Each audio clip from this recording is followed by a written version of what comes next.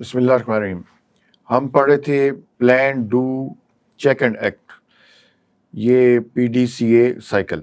एक बड़ी अच्छी मुझे डायग्राम मिली थी इंटरनेट से, ये विद रेफरेंस टू 27001 और ये 2022 में इसका अपडेटेड वर्जन आया। तो इसने जो भी इस डॉक्यूमेंट के अंदर मुख्तलिफ हेडिंग्स थी, जो 4 यानी इवन इसने 0 1 2 3 भी शामिल की हुई हैं, तो वो जिस कैटेगरी में फॉल करी थी कि वो अगर प्लान में कर रही हैं तो ये देखिए उसने प्लान में लिखा, ये अगर डू में कर रही हैं तो यहाँ पे उसने उसको मेंशन किया, चेक में मेंशन किया और इम्प्रूवमेंट में। अब हम इन सब को बारी बारी आगे जाके देखते हैं। सबसे पहले है कॉन्टेक्स्ट ऑफ द ऑर्गेनाइजेशन। इसका क्या मतलब है जी? Understanding the organization and its context is a fundamental step in developing an effective ISMS, in which alignment with ISO 27001 standard.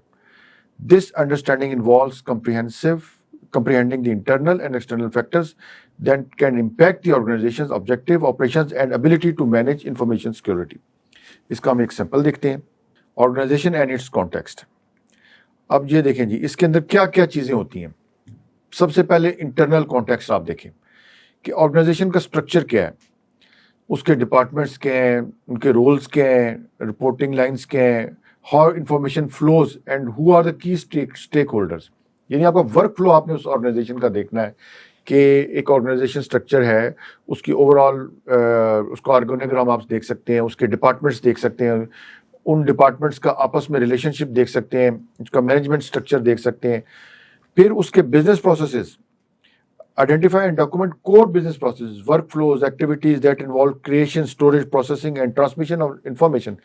वो कैसे आपकी कोई मिसाल के तौर पे अगर एक ऑर्गेनाइजेशन है, वो एक सॉफ्टवेयर डेवलपमेंट कंपनी है फॉर एग्जांपल, तो वो कैसे उसकी डेवलपमेंट एनवायरनमेंट क्या है, वो किस तरह कनेक्टेड है, वहाँ पे लोग उसकी पहले अगर प्रीमिसेस से स्टार्ट करें तो कैसे वहाँ पे एंट्री एग्जिट क्या सिक्योरिटी कंट्रोल्स लगे हुए हैं, कैसे कोई एक इनपुट जो है वो एक प्रोसेस से गुजर के एक आउटपुट में कन्वर्ट होती है। तो ये सारे बिजनेस प्रोसेसेस हमने देखना है, उसमें देखेंगे इंटरनल कॉन्टेक्स्ट में। फिर इंफॉर्मेशन एसेट्स क्या हैं, catalogue all information asset owned controlled और process by the organisation including data, documents, intellectual property. ये भी आप कॉन्टेक्स्ट में देख रहे हैं, ये वो एसेट वैल्यूएशन वाली लिस्ट नहीं है।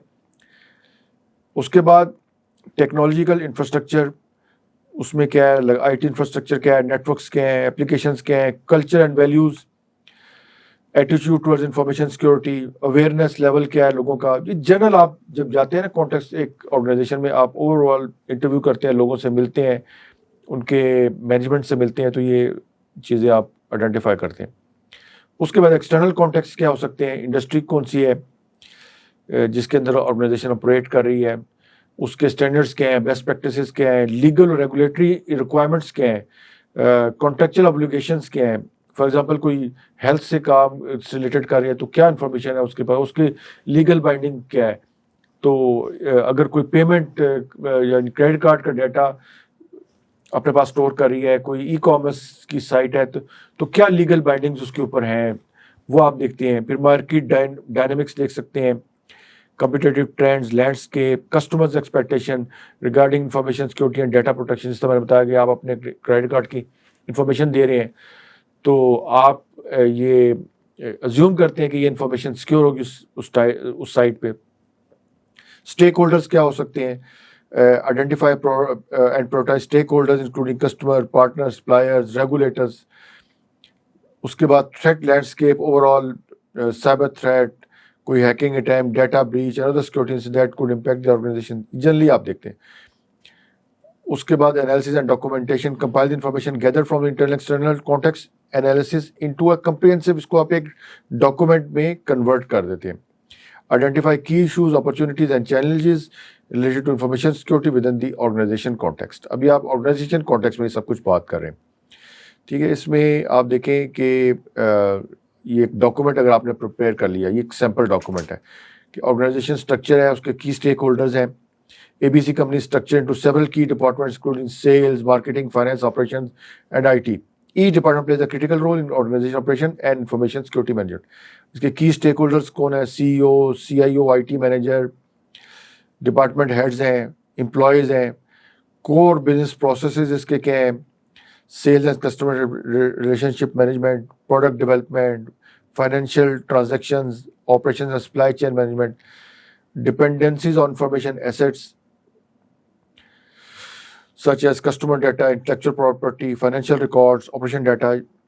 ٹھیک ہے, انوینٹری ہے اس کی, کسٹمر ڈیٹا بیس ہے آپ کے پاس, پروڈکٹ ڈیزائن اسپیسیفکیشن ہے, انٹلیکچوئل پراپرٹی, فائنینشیل ریکارڈز ہیں, آپریشنل ڈیٹا آپ کے پاس ہے, امپلائیز ریکارڈ ہے, اسسمنٹ آف کریٹیکلٹی, تھوڑی سی آپ assessment of technology infrastructure availability and security controls.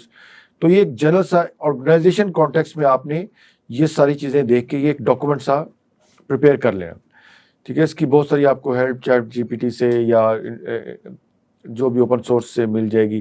تھوڑا سا تھریٹ لینڈسکیپ کیا ہے, تو یہ ایک بیسیکلی آپ نے اس کے اوپر آپ نے ڈاکومنٹ پریپیئر کر لیا. Understand the needs and expectation of interested parties. Interested parties are individual organizations that can be affected by or perceives themselves to be affected by organization decisions or activities related to information security. اس کا بھی دیکھ لیتے ہیں, اگر ہو سکتا ہے کوئی اس کا بھی سیمپل پڑھا ہو. ورنہ سمپلسٹ طریقہ اس کا یہ کہ اس کو کٹ کریں, چیٹ جی پی ٹی میں پیسٹ کریں اور یہاں پہ آپ لکھ دیں ایکسپلین. تو یہ آپ کو پورا کا پورا ایکسپلین کر دے گا کہ انٹرسٹڈ پارٹیز کیا ہے آپ کی. ٹھیک ہے, انٹرنل اسٹیک ہولڈرز آپ کے امپلائیز ہیں, مینجمنٹ ہے, شیئر ہولڈرز اونرز ہیں, external stake holders customer, suppliers, partners, regulators, regulating authorities, competitors.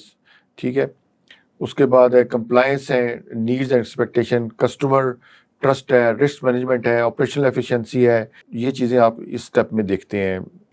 اس کے بعد آگے اسکوپ, بہت ہی امپورٹنٹ چیز ہے. Define the scope of I S M S.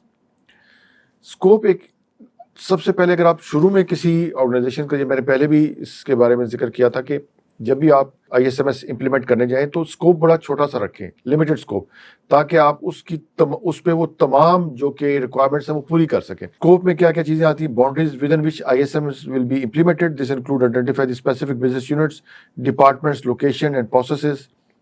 آپ کوئی ایک ڈپارٹمنٹ سلیکٹ کر سکتے ہیں. اس کے بعد applicability, types of information that are covered by S M S, customer data, financial information, intellectual property, ان کے اوپر. This involves identify the categories of information assets and associated risk that I S M S aims to address. ٹھیک ہے, exclusions, یعنی organization may choose to exclude certain aspect from the scope of ISMS such as information that is publicly available and does not contain sensitive or confidential matter. کوئی بھی, تو یہ آپ ایکسکلوژنز بھی اس میں کر سکتے ہیں. ٹھیک ہے, اس کے بعد ہے the organization comply with the standard requirements to establish, implement, maintain and continually improve. یہ اس کی کلوز ہے انفارمیشن سیکورٹی مینجمنٹ کی. تو یہ ہم نے پہلا اس کا دیکھا جو کہ کانٹیکسٹ آف دی آرگنائزیشن میں کیا کیا چیزیں ہم اس میں شامل کر سکتے ہیں. تو اس کے بعد ہم نیکسٹ ٹاپک نیکسٹ لیکچر میں پڑھیں گے. Thank you very much.